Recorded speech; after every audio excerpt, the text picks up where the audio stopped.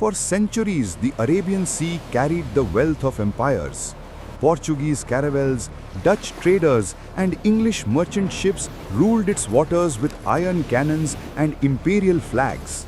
From Bombay to Goa, foreign powers believed the Indian Ocean was theirs by destiny.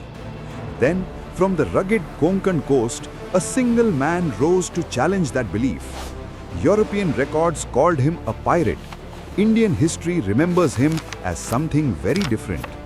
This is the story of Kanhoji Angre, the admiral who turned the sea into India's shield. Around the late 1660s, on the storm-carved coast of the Konkan, Kanhoji Angre was born into a family closely connected with the early Maratha naval forces. His father, Tukoji Angre, served in the coastal administration created by Chhatrapati Shivaji Maharaj, the ruler who first understood that a strong navy was essential for protecting the western shores of India. Kanhoji grew up in a world shaped entirely by the sea, among fishermen, sailors, and fort garrisons. The Koli seafarers of the region taught him the practical skills of navigation, boat handling, and coastal warfare. From a young age, he learned what European admirals never fully understood, that the Konkan coastline, with its shallow creeks, hidden rocks, and sudden monsoon storms, was as powerful a weapon as any cannon. During the 1680s and 1690s, the Maratha state was passing through years of intense struggle against the Mughal Empire. While battles raged on land, the western coast remained a separate and strategic frontier. Kanhoji gradually rose through the ranks of the coastal forces, earning a reputation as a capable and fearless commander. In 1698, he was formally appointed Sarkhel, the Admiral of the Maratha Navy. This appointment placed him in charge of protecting hundreds of kilometers of coastline at a time when British, Portuguese, Dutch, and Mughal allied Siddhi fleets were all competing for dominance. Kanhoji Angre understood a simple but powerful reality. The Marathas could never match the Europeans in massive ocean-going ships or heavy artillery, but they could dominate their own coastal waters. He organized his naval power around a chain of forts: Colaba near Alibag, Suvarnadurg near Harnai, Vijayadurg near Devgad, and Sindhudurg near Malwan. These strongholds allowed him to control harbors, repair ships, store supplies, and monitor every major sea route along the Konkan. Under his command, the Maratha Navy used two main types of vessels: the Ghurabs, strong warships armed with several guns, and the Galbats, lighter and faster boats ideal for swift attacks and quick escapes. Instead of fighting in the open ocean, Kanhoji relied on speed, surprise, and intimate knowledge of local geography, tactics that modern historians often describe as an early form of maritime guerrilla warfare. One of his most effective policies was the system known as the Dastak, or sea pass. Any merchant ship sailing through waters under Maratha control was required to purchase this pass and pay a fee. Ships that refused were considered hostile and were liable to be seized. To the European trading companies accustomed to operating freely along Asian coasts, this was an unacceptable challenge. They labeled Kanhoji a pirate because he interfered with their trade. But from the Maratha perspective, he was enforcing sovereign rights over Indian waters.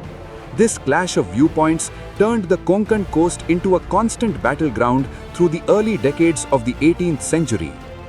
Throughout the 1700s and 1710s, Kanhoji Angre fought repeated naval engagements against the Portuguese, the British East India Company, and the Siddhis of Janjira. He captured numerous enemy vessels and forced even powerful European companies to negotiate with him. British records from Bombay frequently complained of Angre's growing power and the insecurity of their shipping. In 1712, he successfully challenged Portuguese fleets along the Goa coast. In later years, he seized several British merchant vessels, including well-known vessels such as the Success, the Robert, and the Otter. His control became so effective that the English authorities in Bombay often had to pay ransom or negotiate directly with him for the release of crews and cargo. Tensions reached their peak in 1721 when the British and Portuguese, normally rivals, formed a rare military alliance with the sole aim of destroying Kanhoji Angre's power. A large combined force attacked his stronghold at Colaba. The campaign was expected to end his dominance, but it failed completely. The attackers were unable to operate effectively in the shallow, narrow waters around the fort, and disagreements soon broke out between the European allies. The Portuguese withdrew after signing a separate agreement, and the British were forced to retreat without achieving their objective. The failure of this expedition confirmed Kanhoji Angre as the undisputed master of the Konkan coast. For more than 3 decades, he maintained control over the Arabian Sea lanes between Mumbai and Goa. No European power was able to defeat him or capture his major forts. He built a disciplined naval system, protected Maratha coastal trade, and ensured that foreign companies could not operate without recognizing local authority. When Kanhoji Angre died on July 4, 1929, he left behind a maritime power like anything India had seen in centuries. After his death, the unity of his command weakened as his sons, Sekhoji, Sambhaji, Manaji and Tulaji struggled among themselves. These internal conflicts gradually reduced the strength of the navy he had created. In 1756, Tulaji Angre was defeated at Vijaydurg through an alliance between the British East India Company and the Peshwa government, effectively bringing the independent Maratha naval era to an end. Yet, the legacy of Kanhoji Angre did not disappear. He had proved that an Indian power could successfully resist European domination at sea and could protect its own maritime interests through strategy, organization, and local knowledge. Modern India remembers him as one of the earliest architects of indigenous naval defense. The Indian Navy honors his name through the Mumbai shore establishment INS Angre and the naval traditions established in the age of Shivaji Maharaj and Kanhoji Angre are regarded as the historical roots of India's present maritime forces. Along the Konkan coast, where forts still stand above roaring waves, his story remains alive. A reminder that long before colonial rule seemed unbreakable, one admiral proved that the Arabian Sea could belong to India.